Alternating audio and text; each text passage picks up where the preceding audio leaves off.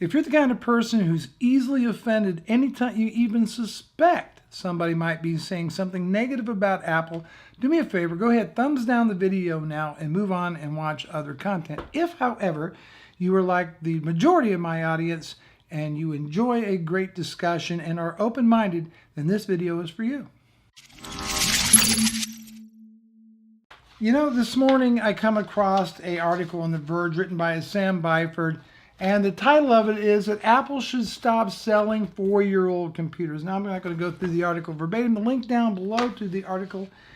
However, I'll just kind of give you the cliff notes on this. Number one, he's talking specifically about the 13-inch non-Retina MacBook Pro. This machine went on sale 1,515 days ago. At the time, it was a mid-range laptop, and today is unconscionable, as he puts it, that Apple should still be even offering it for sale to unsuspecting and unsophisticated buyers. People not like you. Because there are people out there who really believe, hook, line, and sinker, that Apple does nothing but sell premium, high-quality, superior products, when the reality is they are selling completely outdated technology from 4 years ago, and it is unacceptable that they are doing so. He took some time with the Mac Rumors Buyer's Guide, which I also happen to go to. And it turns out, because to be honest with you, I've not paid a lot of attention to the Apple product line in the last several years, because I feel that they have done nothing but introduce products, minor, speed bumps in the Intel processors, nothing earth-shaking, nothing major, and I'm definitely not interested in Apple Watch. And other than that, I just haven't seen that much to get excited coming about I haven't seen that much to be excited about coming out of Cupertino. However, you might be different. You might like the iPad Pro. You might like the 12-inch MacBook. Neither product does anything for me. The Apple Watch does nothing for me. I do appreciate great laptops and great desktops. That's just who I am. However, I went to Mac Rumors Buyer's Guide and started looking at the numbers. Let's take a look here. Let's see, the 12-inch MacBook, that's the newest Mac in the product line. Last introduced 107 days ago from the last update. The iMac, been 296 days.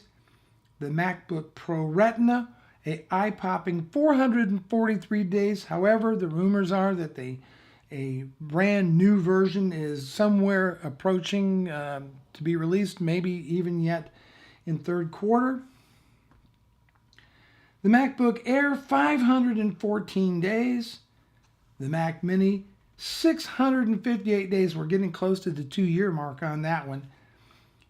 To me, unconscionable. The top of the line, the choice for the Professional, the Mac Pro, 959 days since the last update, and the MacBook Pro non-Retina, 1,515 days. The article goes on to suggest, as I mentioned, that it's unconscionable that a company is selling a 4-year-old machine and it's using 2012 processors and 4 gigabytes of RAM. Terrible, terrible.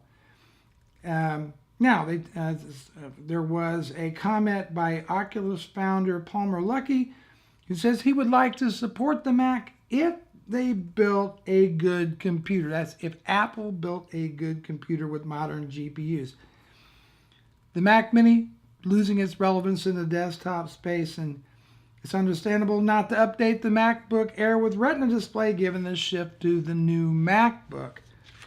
And finally, he ends the article with this comment. This is the damning comment that prompted this video.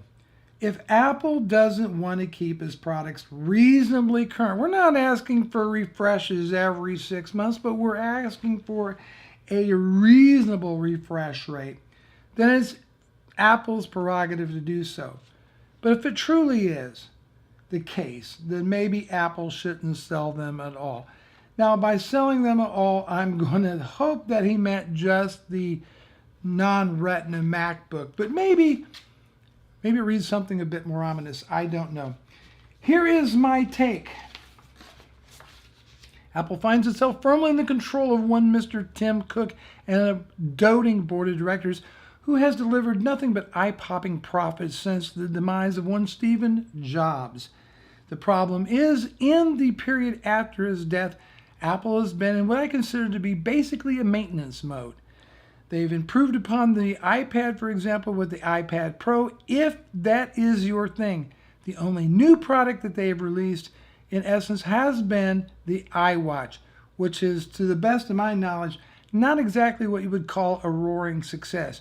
Apple is indeed resting on its laurels, in my opinion. They have made solid advances in its operating system software and other software, such as iOS and watchOS. But as far as the Mac product line it goes, it looks to me like part of it is simply being abandoned.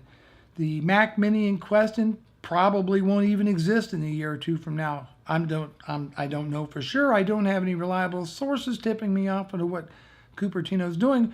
But by looking at these numbers, the MacBook Air, the Mac Pro, and the Mac Mini are all suspect whether they're going to continue as a viable product produced and maintained by Apple. That would leave essentially three products.